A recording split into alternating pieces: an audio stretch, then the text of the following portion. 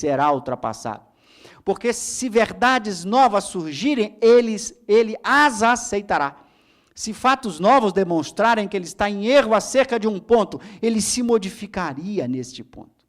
Então, veja, esse é o bom senso de Allan Kardec, sabendo que se tratava de uma doutrina científica que poderia sofrer alterações. Claro que as alterações estão muito bem discutidas com eles. Mas esse tema das alterações, do progresso, da evolução, é um tema muito importante. Mas, por outro lado, muita gente tem tratado esse tema de forma equivocada. Se, por um lado, nós temos os dogmáticos, aqueles que querem fechar a doutrina como se fosse uma religião dogmática, nós temos desses que não aceitam quaisquer mudanças e alterações, isso é uma postura anticientífica e anticardequiana. Nós temos, por outro lado, os apressados, os levianos, que querem rapidamente fazer mudanças, alterações, e que pretensiosamente ficam dizendo que precisa mudar a obra, precisa transformar o texto.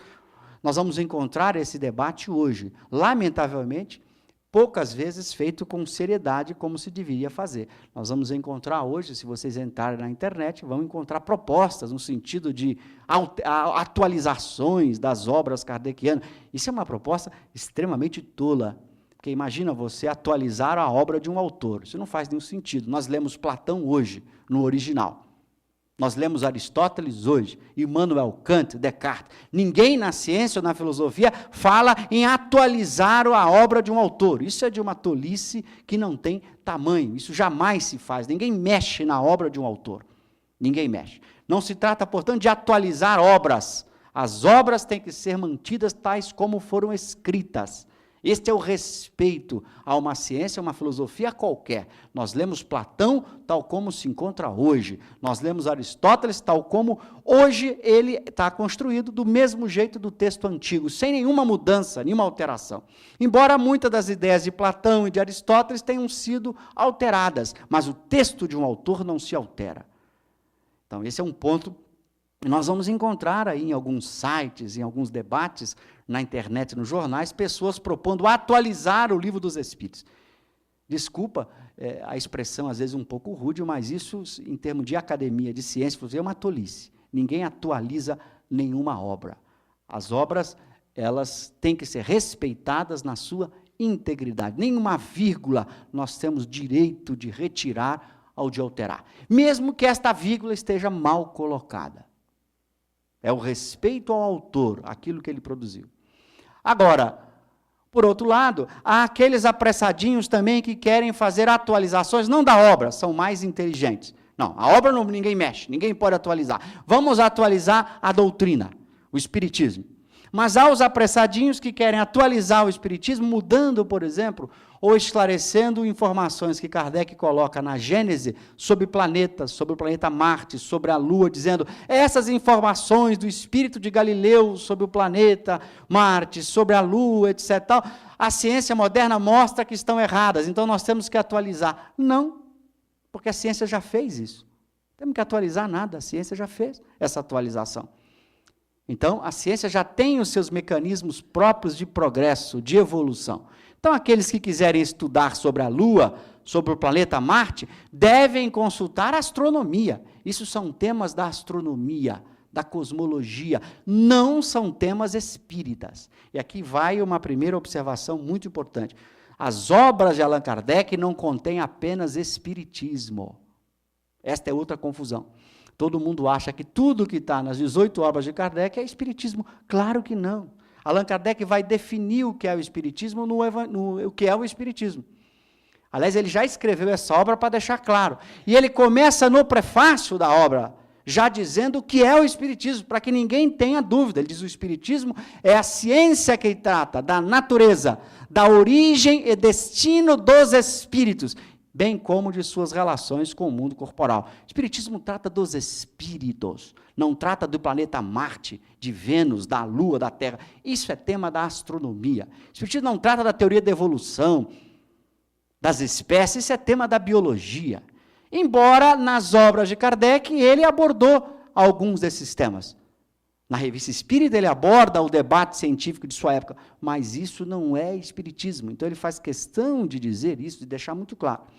Então, muitos que propõem evoluções no tema, no Espiritismo, às vezes confundem com as evoluções na ciência. As evoluções na ciência já ocorrem naturalmente. Então, ninguém precisa mudar a obra Gênese para mudar as informações sobre o planeta Marte. Basta consultar a astronomia. Pega os textos de astronomia que você vai ter lá as atualizações sobre Marte, sobre Vênus, sobre a Lua e coisas do gênero.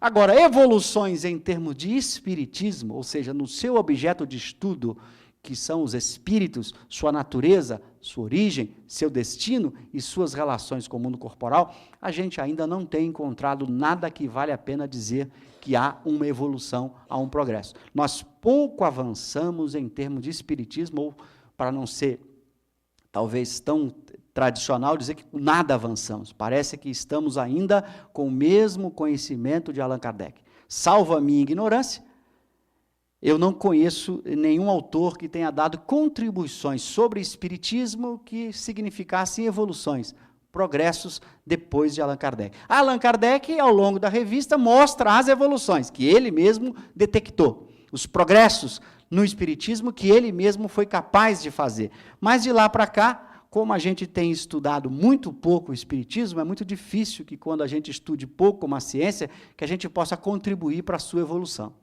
Em geral, quem contribui para a evolução de uma ciência é quem estuda muito essa ciência, quem se debruça muito sobre essa ciência. Como ao longo dos últimos 100 anos a gente deixou de estudar espiritismo com profundidade, é muito pouco provável que tenha surgido alguma evolução, alguma contribuição nova sobre espiritismo. Mas mesmo essas evoluções, essas contribuições, se porventura surgiram e eu não conheço, pela minha ignorância que é infinita,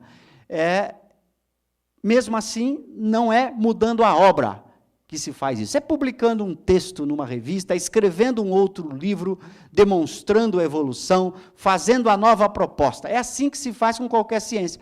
Uma evolução na teoria de Einstein não é feita alterando os textos de Einstein, é feita através de um outro artigo, de um outro texto, de um outro livro, em que aquele autor propõe a evolução, fundamenta, argumenta, e a comunidade científica vai concordando ou discordando desse novo texto, dessa nova proposta. Isto vale a mesma coisa. Então, se alguém acha que tem uma evolução, uma contribuição em termos de espiritismo, que Kardec não havia trabalhado, então essa pessoa tem que publicar um livro, um texto, um artigo, e aguardar a concordância das pessoas que estudam, a concordância daqueles que debatem a obra, para aí poder dizer que houve uma evolução, houve uma mudança. Mas nunca mexer num autor, nunca mexer numa obra, nunca adulterar o texto de uma obra, trocar nem uma vírgula, nós temos o direito de mudar numa obra já escrita. Isso não se faz, é uma proposta tola, porque a ciência e a filosofia evoluem por outros caminhos, e não pelo caminho de adulterar obras que foram produzidas. Então, este tema, evolução, é tratado na revista, com muita propriedade, e com exemplos de como ele mesmo procedeu essas evoluções. E depois nós temos as explicações doutrinárias. Isso é uma área muito interessante. Explicações doutrinárias. Leitores que mandam dúvida. Explique a questão número 2 do Livro dos Espíritos. Eu não entendi. Lá diz que é indefinido, que é infinito, mas eu acho que é indefinido. Um espírito me disse que é indefinido, então o que você diz? Lá no Livro dos Espíritos você fala que os espíritos adquirem, logo após a morte, plena consciência de suas existências anteriores, mas no livro Céu e Inferno, na Revista Espírita, nós temos exemplos de espíritos que não se recordam de suas vidas passadas após a morte. Não é uma contradição entre o que diz o Livro dos Espíritos e entre o que diz o Céu e o Inferno e a revista? Então, Kardec vai responder esta dúvida do leitor, essa objeção do leitor, ao que está escrito em O Livro dos Espíritos, no Céu e Inferno, na Revista Espírita. Então, veja, esse é o bom senso. Ele vai dando as explicações doutrinárias, tirando dúvidas do leitor, explicando conceitos doutrinários muito importantes. Então, não dá para ficar sem a leitura e o estudo desta Revista Espírita. Aqui nós vamos aprendendo mesmo Espiritismo. Depois, nós vamos encontrar na revista um estudo bem detalhado sobre as sociedades espíritas da época de Kardec. E não são apenas da Sociedade Espírita de Paris, não, de todas as sociedades espíritas que mantinham contato com a Sociedade Espírita de Paris. Eram mais de 1000 instituições que mantinham contato com a Sociedade Espírita de Paris. Vejam bem, estamos falando do início do movimento espírita, e Kardec mantinha contato com mais de 1000 entidades espíritas ao longo dos 12 volumes da Revista Espírita. É algo impressionante como ele conseguia manter uma rede de relacionamento com as sociedades espíritas do mundo todo, de todos os continentes, inclusive do Brasil. Há correspondências entre o Brasil e Allan Kardec, demonstrando o quanto ele era bem informado e acompanhava todo o movimento espírita de sua época. Ali nós temos o funcionamento das sociedades. Como as sociedades funcionavam, o seu dia a dia, o relato de como elas funcionavam. E nós vamos ficar surpresos quando nós compararmos com algumas sociedades de hoje, que não funcionam do mesmo jeito. Lá nós vamos encontrar o papel, qual deveria ser o papel das sociedades de sua época. Qual era o papel delas? O que elas deveriam fazer? Ali nós temos estudos estatísticos da quantidade de sociedades. Allan Kardec publica estatísticas sobre o movimento espírita de sua época. Veja a preocupação dele. Sua expansão e suas relações. Como as sociedades se relacionavam, como elas interagiam umas com as outras, qual o papel da Sociedade Espírita de Paris. Então, nós vamos encontrar o mais completo estudo sobre as sociedades espíritas do século XIX, do período de 13 anos aí, em que o codificador ficou à frente da sociedade. Aliás, que esse ano também, nós temos a comemoração dos 150 anos da primeira sociedade espírita do mundo, a Sociedade Espírita de Paris, que foi fundada no dia 1º de abril de 1858. Então, o mês passado, nós comemoramos também o sesquicentenário da Sociedade Espírita de Paris, Sociedade Parisiense de Estudos Espíritas, como propriamente o nome completo dela. E a gente fala, às vezes, Sociedade Espírita de Paris por economia. Sociedade Parisiense de Estudos Espíritas. Então, ali nós encontramos. Então, quem quiser conhecer o movimento espírita da época, como funcionavam, vale a pena estudar a revista e descobrir essas sociedades. Os espíritas e os espíritos. Isso é muito curioso. Ali nós temos descrições sobre os espíritas, a conduta, o comportamento, quem eram, como viviam, como se portavam, e os espíritos. Ali nós vamos encontrar uma relação muito grande, uma interação muito grande entre os espíritos e os homens, as reuniões, as comunicações na sociedade, todo o trabalho de interação dos espíritos com os homens. Isso é completo, notável, admirável. Nós não vamos encontrar nas obras fundamentais tanta descrição sobre a relação entre os espíritos e os homens como temos na revista. O cotidiano, a vida familiar, a vida social. Então, veja que a revista é muito mais do que simplesmente espiritismo, enquanto ciência, enquanto doutrina. Ela é também movimento, pessoas, as atividades dos espíritas e do movimento espírita de sua época. Veja que Kardec não foi apenas um teórico, alguém que construiu de forma admirável uma ciência, mas também um homem prático, um homem que viveu a sua época, que se preocupou em liderar aquele movimento nascente, um líder natural, sem que ele tenha tomado a posição de líder. Ele fora conduzido à posição de líder naturalmente. Ele jamais se colocou como líder algum, jamais aceitou esse título, que muitas vezes tentaram dar para ele, mas ele nunca aceitou. Mas ele acabou trabalhando, produzindo, construindo e falando de tudo aquilo que acontecia. E sempre procurava dar respostas, ele dizia assim, estou respondendo a título de orientação, de ensino, de esclarecimento aos espíritas que pedem a minha opinião. Ele tinha sempre o cuidado de dar a sua opinião, o seu ponto de vista. Jamais colocá-lo como o ponto de vista que tinha que ter seguido, que tinha que ter sido adotado. Jamais ele teve uma postura de ser o Papa, o bispo, o grande líder do espiritismo ou do movimento espírita. Essa é uma demonstração de bom senso. Ele dava a sua contribuição. As pessoas poderiam concordar ou discordar de suas ideias, mas jamais ele as impôs. Jamais ele teve a postura de imposição. E nós vamos encontrar, e ao longo aqui dos nossos 5 encontros, nós vamos procurar trabalhar textos que tratam de todos esses 4 temas aqui.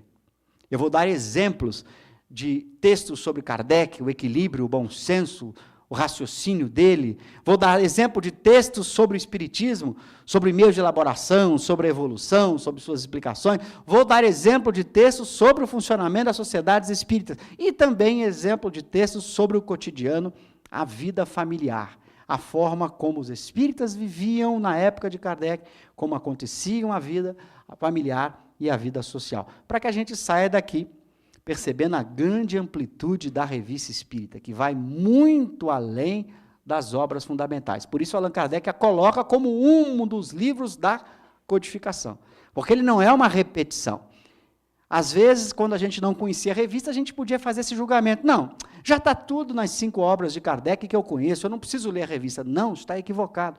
Allan Kardec faz muita coisa na revista que ele faz questão de não colocar nas outras obras, porque ele coloca a revista como peça fundamental do ensino doutrinário, que ele não vai repetir, porque já está na revista. Por isso que você vai ler, às vezes, o Livro dos Médiuns, ele bota lá entre parênteses, Revista Espírita, ano tal. Ele remete você para continuar estudando aquilo na revista. Você vai encontrar em várias obras, ele remetendo à Revista Espírita. Não é para que ele repita de novo, não, é porque ali tem informações complementares, ali tem conhecimento que não está presente nas outras obras. Por isso a importância da Revista Espírita para estudarmos o Espiritismo. Então não basta ficar em 5 livros. Então quem já achava 5 livros muito, vai ter que estudar mais 12. Ou seja, vai ter que estudar 18. Agora, 18 livros para você ter uma boa visão de uma ciência, de uma filosofia tão rica e tão profunda quanto o Espiritismo, vale a pena. São só 18 livros. Veja assim, não são 18 livros, são só 18 livros. Mas é claro, veja a literatura mediúnica complementar. Só o Chico tem 400 livros.